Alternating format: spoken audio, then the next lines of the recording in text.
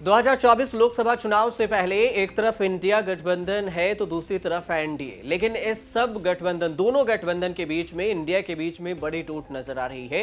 बिहार में नीतीश कुमार इंडिया से अलग होकर एनडीए में चले गए। उसके बाद पश्चिम बंगाल से ममता बनर्जी भी इंडिया गठबंधन से अनबन है और वो अलग ही 42 सीटों पर चुनाव लड़ना चाहती है।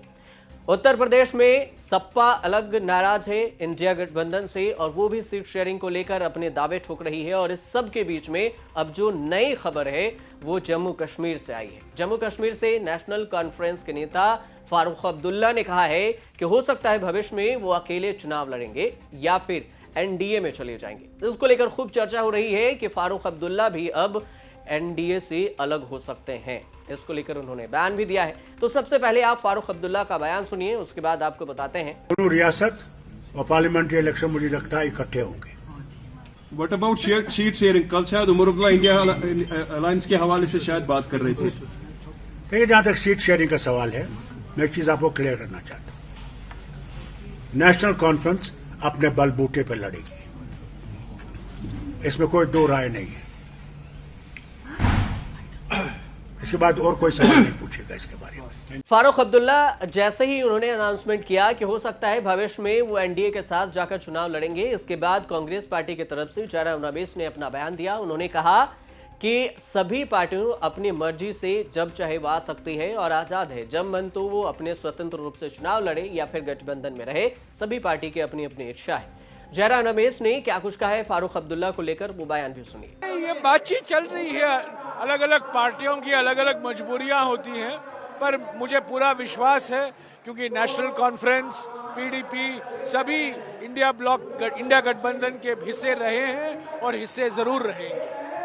अब आपको बताते हैं कि जम्मू कश्मीर को लेकर हाल ही में मोड ऑफ द नेशन सर्वे भी हुआ। उसमें जो अनुमान लगाया गया है कि जम्मू कश्मीर में अगर इंडिया गठबंधन के साथ फारूक अब्दुल्ला रहें तो उनको कितने सीट मिल सकती है और एनडीए को कितने सीट मिलती है। जम्मू कश्मीर में अभी कुल 5 लोकसभा की सीटें हैं, जिसमें 3 सीट इंडिया गठबंधन के खाते में जाती हुई नजर आई थी और 2 सीटें एनडीए के खाते में जाती हुई नजर आई थी। मोड ऑफ द नेशन सर्वे के मुताबिक ये जानकारी दी गई थी।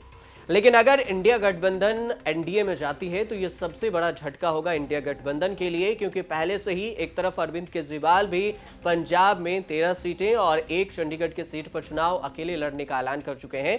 दूसरी तरफ सपा भी अलग अनाउंसमेंट कर चुकी है, तो वहीं तीसरी तरफ ममता बनर्जी अलग कह रही हैं और अब फारूक अब्दुल्ला भी एनडीए में जाने का मन बना चुके हैं।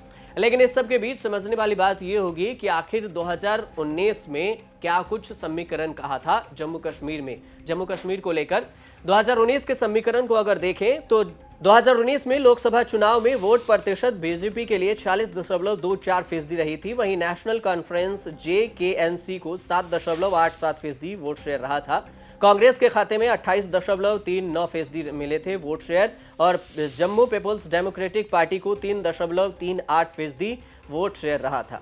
यह भी है कि 2019 में लद्दाख केंद्र शासित प्रदेश बना था और अगस्त 2019 में केंद्र द्वारा इसे 370 के तहत एक विशेष दर्जे को रद्द करने के बाद अब जो 2024 में चुनाव होना है वो पहला बड़ा चुनाव होगा। लेकिन 2019 के समीकरण को अगर देखें तो लोकसभा के चुनाव परिणाम भी कहते हैं कि इंडिया के खाते में 3 सीटें गई थी और नेशनल कॉन्फ्रेंस के खाते में भी 3 सीटें गई थी।